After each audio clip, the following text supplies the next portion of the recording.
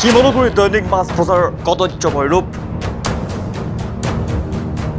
চাৰিওফালে কেৱল দুৰ্গন্ধময় পৰিৱেশৰ মাজত মাছৰ বজাৰ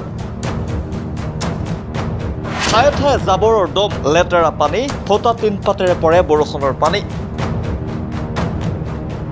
সকলো দেখাৰ পাছতো গুৰুত্ব নাই শিমলুগুৰি পৌৰসভাৰ এদিছলৈ মন কৰক শিমলুগুৰি পৌৰসভাৰ অন্তৰ্গত মাছ বজাৰৰ এয়া কদৰ্যময় ৰূপ শিমলুগুৰি পৌৰসভাই লেচিৰ জৰিয়তে দৈনিক ৮০ টকাকৈ সংগ্ৰহ কৰে কৰ ৰাজহ কিন্তু বৰ্তমানে কদৰ্যময় ৰূপ শিমলুগুৰি মাছ বজাৰত নাজিৰা সমষ্টিৰ শিমলুগুৰি পৌৰসভাৰ অন্তৰ্গত শিমলুগুৰি দৈনিক মাছ বজাৰৰ কদৰ্যময় এই ৰূপে এতিয়া অতিষ্ঠ কৰিছে বজাৰখনৰ মাছ বিক্ৰেতাসকলক মাছ বজাৰৰ গৃহৰ তিনপাতেৰে গৃহৰ ভিতৰতে পৰে বৰষুণৰ পানী দুৰ্গন্ধময় পৰিৱেশ জাবৰৰ দম চাৰিওফালে কেৱল মাখি এক অস্বাস্থ্যকৰ পৰিৱেশৰ মাজত শিমলুগুৰি মাছ বজাৰ শিমলুগুৰি দৈনিক বজাৰত শিমলুগুৰি পৌৰসভাই ২০২৩ বৰ্ষৰ ৩১ জানুৱাৰীত এটা বাণিজ্যিক কেন্দ্ৰৰ শুভ উদ্বোধন কৰিছিল এই বাণিজ্যিক কেন্দ্ৰতে মাছ বজাৰৰ ব্যৱসায়ীসকলক মাছ বিক্ৰীৰ বাবে সুবিধা কৰি দিয়াৰ প্ৰতিশ্ৰুতি দিছিল শিমলুগুৰি পৌৰসভাই কিন্তু সেয়া উপযোগী হৈ নুঠিল মাছ বজাৰৰ ব্যৱসায়ীসকলৰ বাবে ইয়াৰ উপৰিও এই মাছ বজাৰৰ পৰা শিমলুগুৰি পৌৰসভাই লেচি দেৱাংগ বসুমতাৰীৰ জৰিয়তে দৈনিক ৮০ টকাকৈ কৰ ৰাজহ সংগ্ৰহ কৰে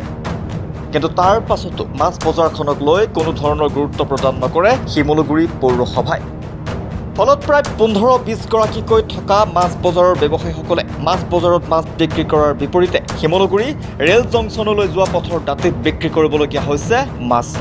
কদৰ্যময় পৰিৱেশৰ বাবে ১৫-২০ গৰাকীকৈ মাছ বজাৰৰ ব্যৱসায়ীয়ে মাছ বিক্ৰী কৰিবলৈ এতিয়া এৰিব লগাত পৰিছে যাৰ ফলস্বৰূপে পৰিয়াল পোহপাল দিবলৈ অসুবিধাৰ সন্মুখীন হৈছে শিমলুগুৰি দৈনিক বজাৰ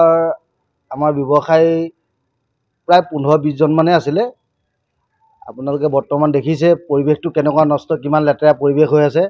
সেই পৰিৱেশত আজি ১০-১৫ জন বেপাৰীৰ ভিতৰত আজি ৪-৫ জন মান আছেগৈ বাকীখিনিয়ে প্ৰায় ব্যৱসায় কমাইছে এৰিছে কিছুৱে প্ৰথম কথা হৈ গ'ল কি আপোনাৰ পৰিৱেশটো আপোনাৰ যিখিনি বৰষুণ দিলে আমাৰ যিটো ৰাস্তা কোন নাইকিয়া গেলা পচা হয় দ্বিতীয়তে ৰ'দ দিলে গেলা পচাৰ পৰিৱেশ আমাক যিটো আজি ১০-১২ বছৰ আগত মানে আমাক চুক্তি কৰিছিলে যিটো আমাৰ বাণিজ্য মাৰ্কেট নতুন মাৰ্কেটখনত আমাক মানে জেগা দিম বুলি আমাক চুক্তি কৰিছিলে সেই চুক্তিটো আমাৰ আজি ১২-১৩ বছৰ আমি ইয়াতে পৰি আছোঁ এতিয়া বৰ্তমান সময়ছোৱাত পৰিৱেশ এনেকুৱা হৈ গৈছে শিমলুগুৰি দৈনিক বজাৰখন ৩ ভাগ কৰিবলগীয়া হৈছে এভাগ হৈছে আপোনাৰ ষ্টেচনৰ বেক চাইডে ডিপি লজৰ ফ্ৰণ্টত এভাগ হৈছে কালী মন্দিৰৰ মুখৰ আগত আৰু এভাগ ইয়াত য'ত নিজস্বভাৱে দৈনিক বজাৰখন আমাক দিছিলে পৰিৱেশটো ইমান নষ্ট হৈছে যিটোকে আমাৰ ব্যৱসায় লৈ কিনে সকলো বেপাৰী মানে আজি আঁতৰি যাবলগীয়া বাধ্যতা হৈছে আমাৰ ডেইলি কয় আপোনাৰ ৮০ টকাকৈ লয় আমি অনুৰোধ কৰোঁ এটাই যে আমাক সকলো বেপাৰীকে মানে নতুন বজাৰখনত ঠাই দিয়ক আৰু অকল মোকে বুলি আমাৰ মাছৰ বজাৰ বুলিয়ে নহয় তামোল পাণ শাক পাচলি ইত্যাদি কৰি আলু চালু চব যদি বজাৰখন তাত বঢ়াই দিয়ে আমাৰ সকলো আগৰ দৰে ঘূৰি আহিব বুলি আমি আশা কৰোঁ আৰু বেপাৰীও যথেষ্টখিনি হ'ব বুলি আমি আশাবাদী আমি শিমলুগুৰি নগৰ সমিতিক এটাই আহ্বান কৰিম যে আমাৰ এই বজাৰখনত অলপ চকু কাণ দিয়ক আৰু তেতিয়াহে আমি মানে ধৰক ব্যৱসায় সুকলমে পৰিচালনা কৰি নিজৰ পৰিয়াল পোহপাল দিব পাৰিম কি কি সমস্যা আছে আমাৰ সমস্যা হ'ল আমাৰ ধৰি লওক নলা নৰ্দমা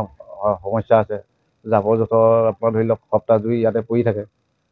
তাৰপৰা আৰু পানীৰ সমস্যা আছে খোৱা পানীৰ অসুবিধা আছে পেচাব কৰা ঘৰ আপোনাৰ আছে যদি থকা স্বত্বেও আমি ধৰি লওক তাত আমি পেচাব কৰিবলৈ যাওঁ কিন্তু পানীৰ সমস্যা হৈ যায় আকৌ ধৰি লওক বাহিৰৰ মানুহ কাষ্টমাৰ গ্ৰাহক সকলো আহে পেচাব কৰিবলৈ ওচৰৰ দোকান বহা ধৰি লওক আহি পিনে পেচাব কৰিবলৈ জেগা নোপোৱা দেখি জেগা নথকাৰ কাৰণে আমাৰ